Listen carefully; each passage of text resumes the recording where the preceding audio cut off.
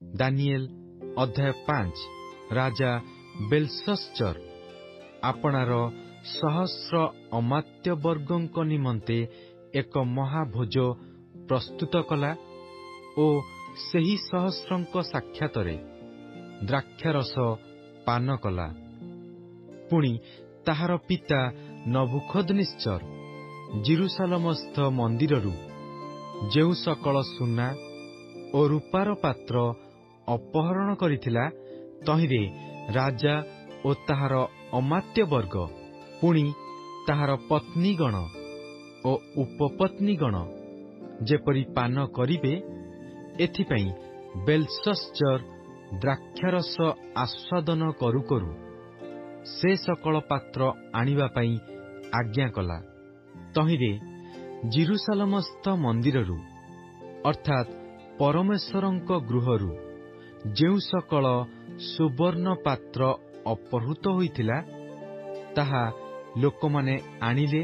ପୁଣି ରାଜା ଓ ତାହାର ଅମାତ୍ୟବର୍ଗ, ତାହାର ପତ୍ନୀଗଣ ଓ ଉପପତ୍ନୀଗଣ ସେ ସବୁରେ ପାନ କଲେ।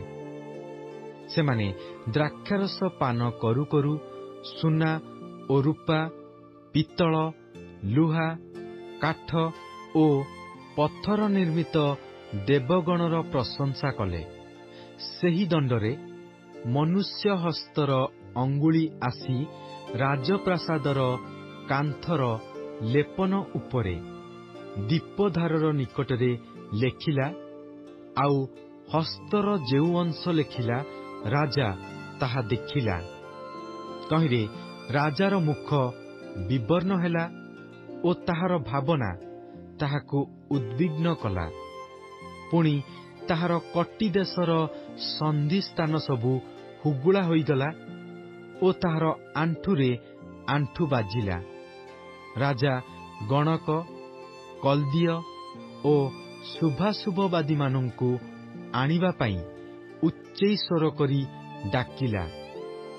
ରାଜା ବାବିଲୋନୀୟ ବିଦ୍ୱାନମାନଙ୍କୁ କହିଲା, ଯେ କେହି ଏହି ଲେଖା ପଢ଼ିବ ଓ ତହିଁର ଅର୍ଥ ମୋତେ ଜଣାଇବ, ସେ ବାଇଗଣିଆ ରଙ୍ଗ ବସନରେ ବସ୍ତ୍ରାନ୍ୱିତ ହେବ ଓ ତାହାର କଣ୍ଠରେ ସୁବର୍ଣ୍ଣର ହାର ଦିଆଯିବ, ଆଉ ସେ ରାଜ୍ୟରେ ତୃତୀୟ କର୍ତ୍ତା ହେବ।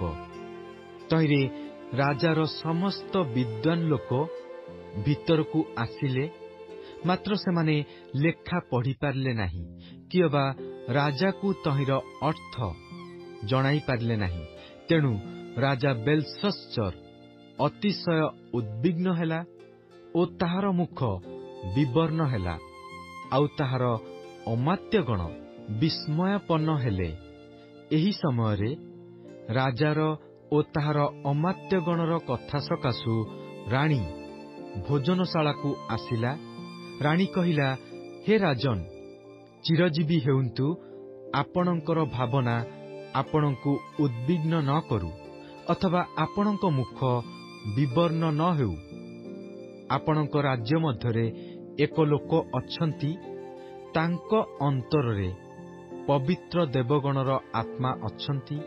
ପୁଣି ଆପଣଙ୍କ ପିତାଙ୍କ ସମୟରେ ଦେବଗଣର ଜ୍ଞାନ ତୁଲ୍ୟ ଜ୍ଞାନଦୀପ୍ତି ଓ ବୁଦ୍ଧି ଓ ଜ୍ଞାନ ତାଙ୍କଠାରେ ଦେଖାଯାଇଥିଲା। ଆଉ ଆପଣଙ୍କ ପିତା ରାଜା ନବୁଖଦ୍ନେଚ୍ଚର, ହଁ, ଆପଣଙ୍କ ପିତା ରାଜା ତାଙ୍କୁ ମନ୍ତ୍ରବେତା, ଗଣକ, କଲ୍ଦୀୟ ଓ ଶୁଭାଶୁଭବାଦୀମାନଙ୍କ ଉପରେ ପ୍ରଧାନ କରି ନିଯୁକ୍ତ କରିଥିଲେ, କାରଣ ସେହି ଦାନିଏଲଙ୍କ ଅନ୍ତରରେ ଶ୍ରେଷ୍ଠ ଆତ୍ମା, ଜ୍ଞାନ ଓ ବୁଦ୍ଧି, ସ୍ୱପ୍ନ ଅର୍ଥ କରିବାର ଓ ଗୂଢ଼ ବାକ୍ୟ ପ୍ରକାଶ କରିବାର ଓ ସନ୍ଦେହ ଭଞ୍ଜନ କରିବାର ଶକ୍ତି ଦେଖାଯାଇଥିଲା। ରାଜା ତାଙ୍କୁ ବେଲଶସ୍ଚର ନାମ ଦେଇଥିଲେ। ଏବେ ଦାନିଏଲକୁ ଡକାଯାଉ, ସେ ଅର୍ଥ ପ୍ରକାଶ କରିବେ। ତହୁଁ ଦାନିଏଲକୁ ରାଜାର ଛାମୁକୁ ଅଣାଗଲା। ରାଜା ଦାନିଏଲକୁ କହିଲା, ମୋର ପିତା ମହାରାଜା ଜିହୁଦା ଦେଶରୁ ଯେଉଁମାନଙ୍କୁ ଆଣିଥିଲେ, ସେହି ନିର୍ବାସିତ ଜିହୁଦୀ ଲୋକମାନଙ୍କ ମଧ୍ୟରେ ଯେଉଁ ଦାନିଏଲ ଥିଲେ, ସେ କି ତୁମ୍ଭେ? ମୁଁ ତୁମ୍ଭ ବିଷୟରେ ଶୁଣିଅଛି ଯେ ତୁମ୍ଭ ଅନ୍ତରରେ ଦେବଗଣର ଆତ୍ମା ଅଛନ୍ତି, ଆଉ ଜ୍ଞାନ ଓ ଦୀପ୍ତି, ବୁଦ୍ଧି ଓ ଶ୍ରେଷ୍ଠ ଜ୍ଞାନ ତୁମ୍ଭଠାରେ ଦେଖାଯାଏ। ବର୍ତ୍ତମାନ ଏହି ଲେଖା ପଢ଼ିବା ପାଇଁ ଓ ତହିଁର ଅର୍ଥ ମୋତେ ଜଣାଇବା ପାଇଁ ବିଦ୍ୱାନ ଓ ଗଣକମାନେ ମୋ ନିକଟକୁ ଅଣାଯାଇଅଛନ୍ତି, ମାତ୍ର ସେମାନେ ତହିଁର ଅର୍ଥ ପ୍ରକାଶ କରିପାରିଲେ ନାହିଁ। ମାତ୍ର ତୁମ୍ଭ ବିଷୟରେ ମୁଁ ଶୁଣିଅଛି ଯେ ତୁମ୍ଭେ ଅର୍ଥ ପ୍ରକାଶ ଓ ସନ୍ଦେହ ଭଞ୍ଜନ କରିପାର। ଏବେ ତୁମ୍ଭେ ଯଦି ଏହି ଲେଖା ପାଠ କରି ତହିଁର ଅର୍ଥ ମୋତେ ଜଣାଇପାର, ତେବେ ତୁମ୍ଭେ ବାଇଗଣିଆ ବର୍ଣ୍ଣର ବସ୍ତ୍ରରେ ବସ୍ତ୍ରାନ୍ୱିତ ହେବ, ତୁମ୍ଭ କଣ୍ଠରେ ସୁବର୍ଣ୍ଣ ହାର ଦିଆଯିବ ଓ ତୁମ୍ଭେ ରାଜ୍ୟରେ ତୃତୀୟ କର୍ତ୍ତା ହେବ। ସେତେବେଳେ ଦାନିଏଲ ରାଜାର ଛାମୁରେ ଉତ୍ତର କରି କହିଲେ, ଆପଣଙ୍କର ଦାନ ଆପଣଙ୍କର ଥାଉ ଓ ଆପଣଙ୍କର ପୁରସ୍କାର ଅନ୍ୟକୁ ଦେଉନ୍ତୁ। ତଥାପି ମୁଁ ମହାରାଜାଙ୍କ ଛାମୁରେ ଏହି ଲେଖା ପଢ଼ିବି ଓ ଅର୍ଥ ତାଙ୍କୁ ଜଣାଇବି। ହେ ମହାରାଜ, ସର୍ବପରିସ୍ଥ ପରମେଶ୍ୱର ଆପଣଙ୍କ ପିତା ନବୁକଦନେସ୍ସରଙ୍କୁ ରାଜ୍ୟ, ମହିମା, ଗୌରବ ଓ ପ୍ରତାପ ଦେଲେ। ଆଉ ସେ ତାଙ୍କୁ ଏପରି ମହିମା ଦେବାରୁ ସକଳ ଗୋଷ୍ଠୀ, ନାନା ଦେଶୀୟ ଓ ଭାଷାବାଦୀ ଲୋକମାନେ ତାଙ୍କ ଛାମୁରେ କମ୍ପିତ ହୋଇ ଭୟ କଲେ। ଯାହାକୁ ତାଙ୍କର ଇଚ୍ଛା ତାହାକୁ ସେ ବଧ କଲେ ଓ ଯାହାକୁ ତାଙ୍କର ଇଚ୍ଛା ତାହାକୁ ସେ ଜୀବିତ ରଖିଲେ। ପୁଣି ଯାହାକୁ ତାଙ୍କର ଇଚ୍ଛା ସେ ତାହାକୁ ଉନ୍ନତ କଲେ ଓ ଯାହାକୁ ତାଙ୍କର ଇଚ୍ଛା ତାହାକୁ ସେ ଅବନତ କଲେ।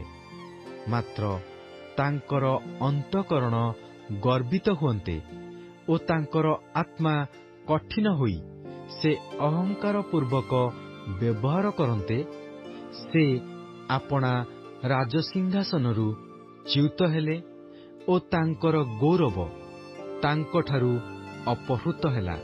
ପୁଣି ସେ ମନୁଷ୍ୟ ସନ୍ତାନଗଣ ମଧ୍ୟରୁ ଦୂରୀକୃତ ହେଲେ। ତାଙ୍କର ଅନ୍ତଃକରଣ ପଶୁର ତୁଲ୍ୟ ହେଲା ଓ ବନ୍ୟ ଗର୍ଦ୍ଦଭ ସହିତ ତାଙ୍କର ବସତି ହେଲା। ସେ ବଳଦ ପରି ତୃଣ ଭୋଜନ କଲେ ଓ ତାଙ୍କର ଶରୀର ଆକାଶର କାକରରେ ତିନ୍ତିଲା। ଶେଷରେ ସେ ଜାଣିଲେ ଯେ ସର୍ବପରିସ୍ଥ ପରମେଶ୍ୱର ମନୁଷ୍ୟମାନଙ୍କ ରାଜ୍ୟରେ କର୍ତ୍ତୃତ୍ୱ କରନ୍ତି ଓ ତହିଁ ଉପରେ ଯାହାକୁ ତାହାଙ୍କର ଇଚ୍ଛା ତାହାକୁ ସେ ନିଯୁକ୍ତ କରନ୍ତି।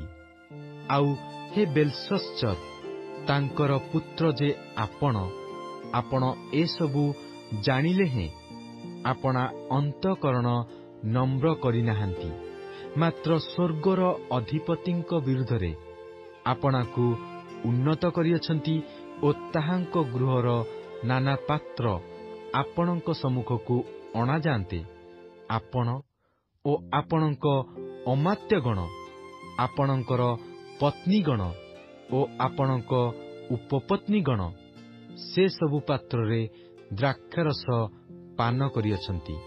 ପୁଣି ରୂପାର, ସୁନାର, ପିତ୍ତଳର, ଲୁହାର, କାଠର ଓ ପଥରର ଯେଉଁ ଦେବଗଣ ଦେଖନ୍ତି ନାହିଁ କି ଶୁଣନ୍ତି ନାହିଁ କି ଜାଣନ୍ତି ନାହିଁ, ସେମାନଙ୍କର ପ୍ରଶଂସା ଆପଣ କରିଅଛନ୍ତି।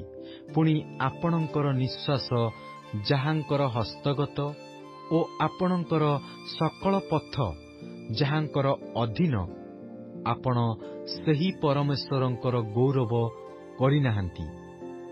ଏ ସମୟରେ ତାହାଙ୍କ ନିକଟରୁ ହସ୍ତର ଅଂଶ ପ୍ରେରିତ ହେଲା, ଆଉ ଏହି ଲେଖା ଲିଖିତ ହେଲା। ପୁଣି ଯାହା ଲିଖିତ ହେଲା ତାହା ଏହି ମିନେ ମିନେ ତକେଲ ଉପାରସିନ୍।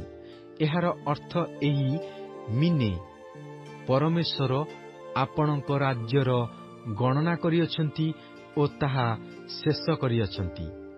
ତକେଲ, ଆପଣ ନିକ୍ତିରେ ତୋଲା ଯାଇଅଛନ୍ତି ଓ ଉଣା ଦେଖାଯାଇଅଛନ୍ତି। ପିରସ୍, ଆପଣଙ୍କ ରାଜ୍ୟ ବିଭକ୍ତ ହୋଇଅଛି, ଆଉ ମାଦ୍ୟ ଓ ପାରସିକମାନଙ୍କୁ ଦତ୍ତ ହୋଇଅଛି। ସେତେବେଳେ ବେଲଶସ୍ଚର ଆଜ୍ଞା କରନ୍ତେ, ଲୋକମାନେ ଦାନିଏଲକୁ ବାଇଗଣିଆ ରଙ୍ଗର ବସ୍ତ୍ର ପିନ୍ଧାଇଲେ ଓ ତାଙ୍କର କଣ୍ଠରେ ସୁବର୍ଣ୍ଣ ହାର ଦେଲେ ଓ ସେ ଯେ ରାଜ୍ୟର ତୃତୀୟ କର୍ତ୍ତା ହେବେ ତାଙ୍କ ବିଷୟରେ ଏହା ଘୋଷଣା କଲେ। ସେହି ରାତ୍ରିରେ କଲ୍ଦୀୟମାନଙ୍କର ରାଜା ବେଲଶସ୍ଚର ବଧ କରାଗଲା। ପୁଣି ମାଦ୍ୟ ଦାରିଆବସ୍ ରାଜ୍ୟପ୍ରାପ୍ତ ହେଲା। ସେ ସମୟରେ ତାହାର ପ୍ରାୟ 62 ବର୍ଷ ବୟସ ହୋଇଥିଲା।